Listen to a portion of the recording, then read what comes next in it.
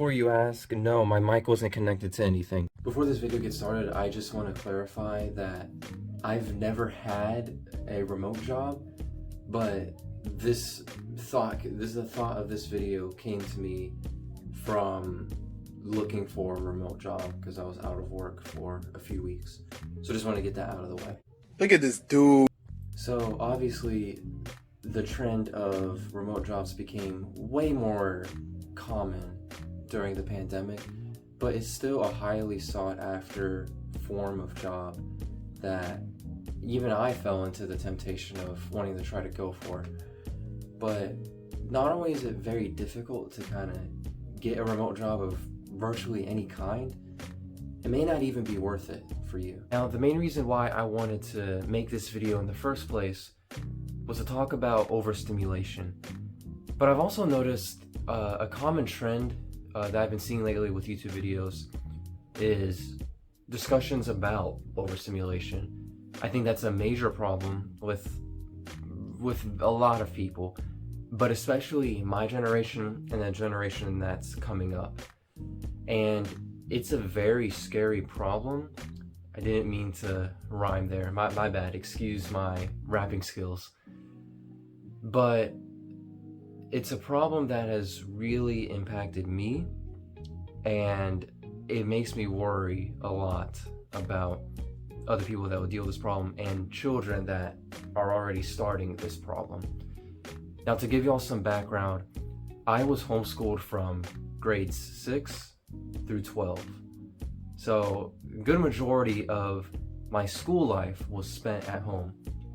Now, while there are definitely benefits of homeschooling, the number one drawback for me, at least, was the amount of free time that I had. But one of the problems was overstimulation. I spent a lot of my time goofing off, played a lot of video games, watched a lot of TV, and the vast majority of my time was spent looking at a screen. The biggest consequence, now, this isn't proven by anything. I haven't really talked about this in depth with my psychiatrist, but I have a condition, which I want to keep private, that I do strongly believe that it was because of overstimulation. But one of the biggest things with that condition is brain fog. And that's another topic that has a lot of videos lately on YouTube. And I struggle with that a lot. And it impacts everything within my life. And it's because of that overstimulation and that intense brain fog that would make a remote job extremely unideal. I don't even know if that's a word. It wouldn't be very difficult for me to have a remote job, even though I wanted one in the first place, because I already have that history of eye strain and overstimulation. But having a full-time job where you're looking at a computer most of the day, that would make it significantly worse. And while there are practices of, the 20-20-20 rule, where you look at an object 20 feet away every 20 minutes for 20 seconds, and sometimes you might even want to blink 20 times. While that does help, if you have a prolonged history of overstimulation, it's only going to do so much for you. So, You want me to take you? what? Average mom moment there. Anyway, so the second reason I wanted to make this video was the topic of socialization. And obviously, I think it's pretty important to get a measure of socialization as much as you can, but I say at the very least once a week. Now, while you certainly can still have a remote job and also socialize with your friends and family, I think socializing with people at work is more important. And the reason why I say that is especially if you work at least 40 hours a week, you're spending most of your time at work. And though your workmates can oftentimes be the people that you talk to the most, whether you want to or not. But that's how the way life is. And again, while yes, you can still socialize with workers virtually, it's definitely not the same as socializing in person. And there's no evidence of that, supporting that, greater than the pandemic. When I started regularly getting back to hanging out with people in person, the difference it made, while I did have fun playing games with my friends online and stuff, the difference I felt in hanging out with people in person is drastic. And I feel like we were made to really hang out with everyone in person and to have that interchange of encouragement. I worked at a big grocery store for about a year. And it's definitely not a flattering job, but I really enjoyed it because you really get to talk to customers a lot.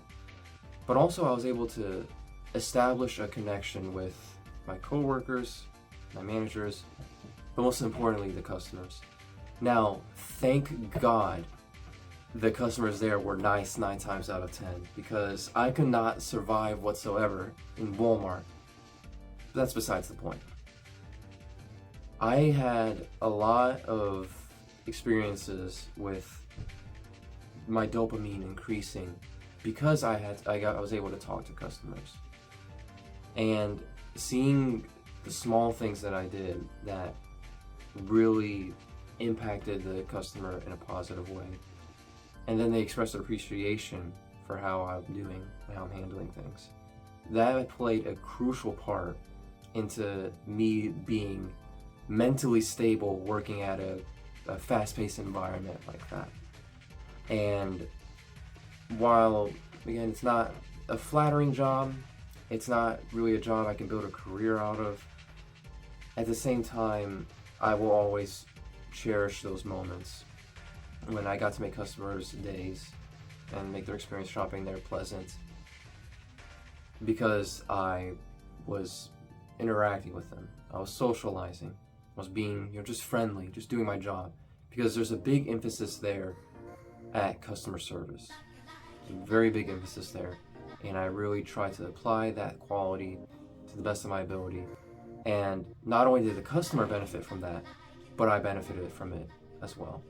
So I think by getting a remote job, you reduce your you reduce your ability to speak English, but you also reduce your socialization. And I think now more than ever, especially with the pandemic that we just have gone through, I think it's crucial that everyone socializes as much as they can, because everything sucks. This world is a mess, has been for a number of years, kind of always has been.